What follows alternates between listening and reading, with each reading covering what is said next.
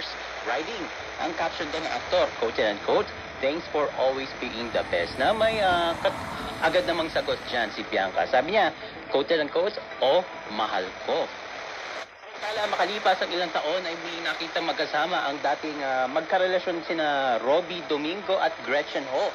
Nag-reunite ang dalawa para sa isang hosting gig at ibinahagi ito ng Star Magic sa kanilang Instagram page ang ilang larawan ng dating magkarelasyon. Caption ng Star Magic sa kanilang post, quote and unquote, "Magic was brought in during a trade partners night with Robbie Domingo and Gretchen Ho as hosts.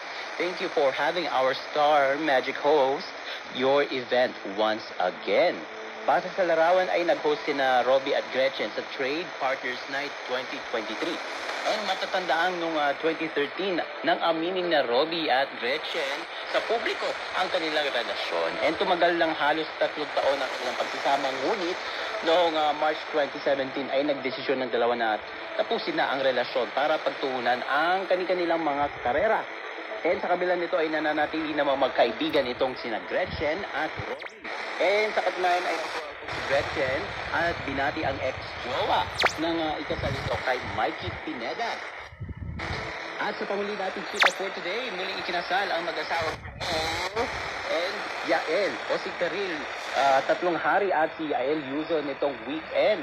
Ang kanilang renewal of vows ay bahagi ng kanilang 10th anniversary celebration na ginanap noong March 9. At super proud ang ina ni Karil na si Shasha Padilla at ibinahagi nito ang ilang heartwarming moments ng kasal ng dalawa.